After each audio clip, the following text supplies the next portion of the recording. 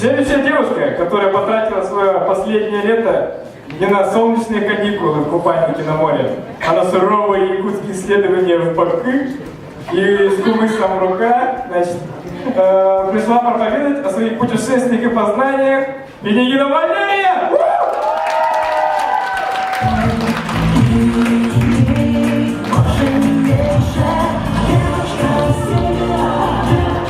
Всем добрый вечер.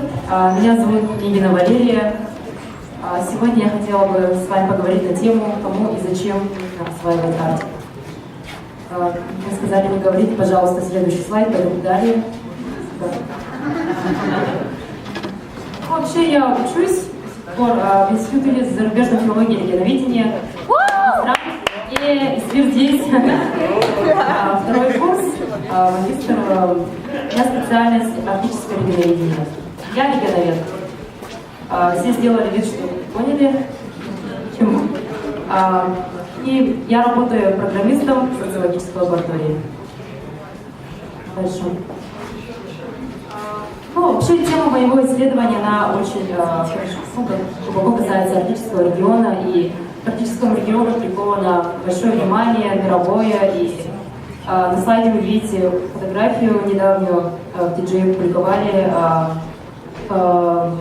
выезд Медведева и Путина на землю Франца Иосифа. Они, получается, поехали туда, чтобы проверить, насколько хорошо там справляется с утилизацией отходов. И, пожалуйста, далее. Вообще, зачем изучать Арктику? То есть, почему приковано настолько сильное внимание к Арктике? Потому что там содержится очень много газа, нефти, и на фотографии видите сэра Сечина, глава Роснефти. Он здесь рассказывает о том, как была запущена скважина подводная, и он проводил трансляцию с Путиным. И он мне очень сильно напомнил, помните эпизод из «Звездных войн», где Люк Скайуокер потерялся в пустыне и к нему явился Кеноби. В общем, очень много шуток на эту тему. Далее, пожалуйста. И когда мы говорим об арктическом регионе, в первую очередь нужно говорить о людях, которые там проживают. Это коренные малочисленные народы Севера. И я бы хотела вам такой немного, как сказать, тест устроить. Пожалуйста, можете сказать, где, на какой картинке изображены представители национальности? Какие-нибудь предположения, да? Вот, например, первое. Как вы думаете, какой национальности эти девушки? Да, это венки, молодцы. Далее вторая картинка, вот это? Долгана, да, молодцы. И вот эта картинка? ВНК, да, правильно. И посередине? Посередине это чукчанка. Хорошо. Ну, почти все знаете, молодцы, похлопали сами себе. Это очень плохо, потому что я помню на одном заседании молодежной ассамблеи был такой слайд, и никто не смог распознать, где именно какая национальность. Это очень важно, во-первых, знать, какие народы живут вообще в Якутии. Да. Далее. Еще хотела бы рассказать о своем участии в международной молодежной студенческой экспедиции «Белим». Сергей, здрасте. Вот, я приняла здесь участие, и наша команда очень сильно сплотились. В общем, мимими. Далее. Мы были в Верхоянском районе, мы были в Бадагае, Бадыче, Ясихая, Верхоянске. И получается, вот, ну, примерно получили представление, где находится Верхоянский район. Пожалуйста, далее. Также мы побывали в котловане Бадагайка. Это было очень суровое испытание. В общем, я не думала, что примерно через день после приезда нам придется топать около 4 километров по болотам, по комарам. И мы справились с этим. Далее. Ну, в основном мы проводили... Раз. Мы были в Адыгее, и вот здесь на картинке вы видите пастохранилище. То есть часть пастохранилища, в котором содержится очень много радиоактивных металлов, остатки деятельности предприятий. И когда падает дождь, остатки стекают в реку и заражает ее. И это наносит непоправимый, конечно же, экологический ущерб. Далее. Пожалуйста, далее.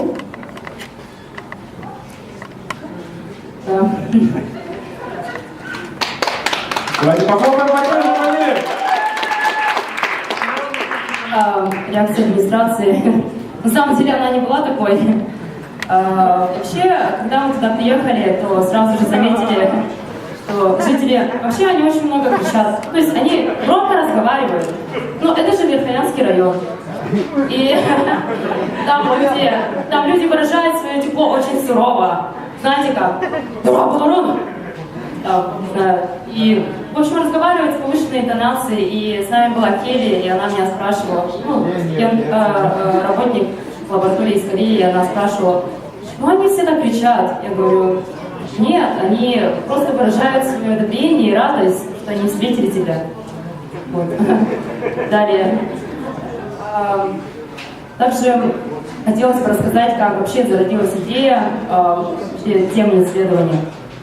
Тема исследования касалась разработки торфяных месторождений. Мы были в музее.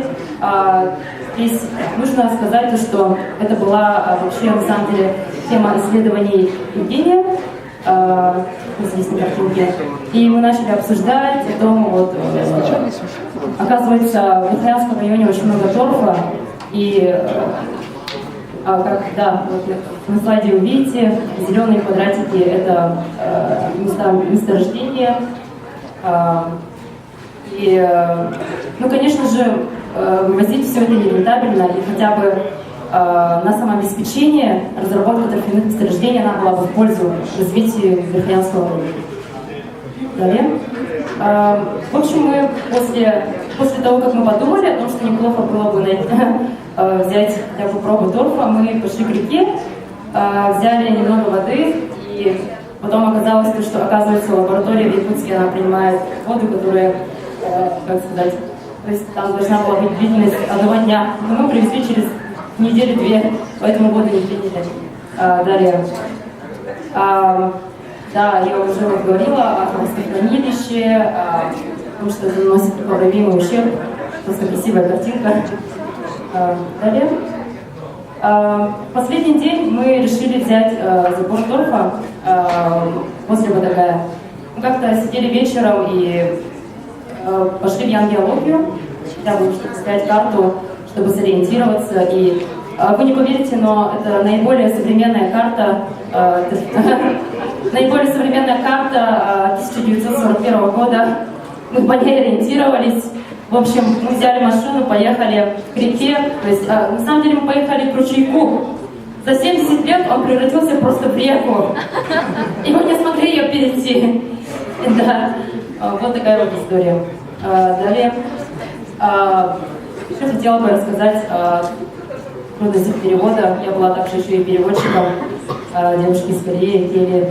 И как-то раз мы были в музее в Верхоянске, и там, получается, заведующая музеем, она говорит только по-якутски.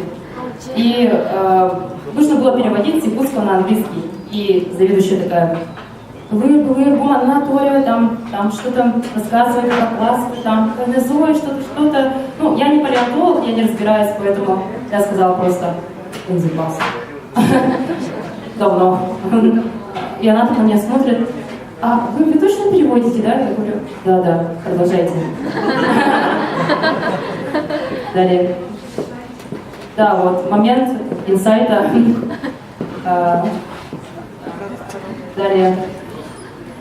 Еще там были Верхоянские лошади. Кстати, очень много публикаций на тему брендирования территории. И некоторые ученые пишут о том, что можно было бы брендировать якутских лошадей верхоянской породы. Но на самом деле их не так уж и много, и фермерские хозяйства, они, получается, находятся в неблагополучном состоянии, да. И поэтому перед тем, как писать такие работы, нужно сначала опираться на какие-то факты. Вот. Далее. Результаты исследования.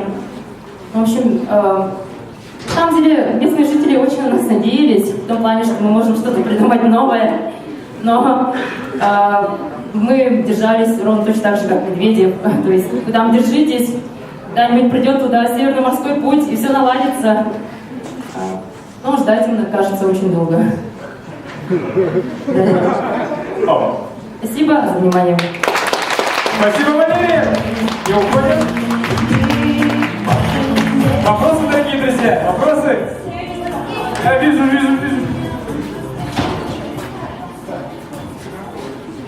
Я вот не поняла, что за результаты исследования были. Вот что полезного вы сделали для своим исследованием? Не очень поняла пользу. Вообще, да, на самом деле поисково-разведочные работы уже проведены, уже все известно, сколько там лежит, где. Нам нужно было просто взять пробы торфа, да, брикетированный торф. Мы его взяли, привезли, и пока вот с пор они лежат в лаборатории, мы проводили испытания на теплопроводимость и на горючесть. Ну, вообще торф, он используется, как вы знаете, иногда для отопления, вместо дизельного топлива. Это очень хороший источник энергии. В этом, как сказать, цель разработки торфяных месторождений, чтобы люди могли не тратить деньги на дизельное топливо и, получается, могли бы выйти на самообеспечение, просто беря кусок земли рядом с домом и таким образом топя дом. Сейчас вообще много используется торф, в нашем В Якутии нет, потому что недостаточно исследований еще проведено, но в Финляндии и в других странах северных арктических уже занимались, есть и фермы. То есть это уже бурно развивается. И даже, кажется, в стратегию развития Финляндии была включена разработка на месте торфяных месторождений Тортасы. А вы лично сама, допустим, верите в то, что в России в ближайшем будущем будут вкладываться какие-то финансовые средства в это направление и будут нести какую-то пользу для общества, реальную пользу, которую можно ощутить, экономию в топливе и так далее? Вот лично ваше мнение. Спасибо за вопрос. Конечно, я в это верю, потому что я сама из Арктики, я из Булынского района, и конечно же, я верю в то, что каким-нибудь образом когда-нибудь придут туда все эти инновации, альтернативные источники, и жизнь станет там намного лучше и легче. Спасибо!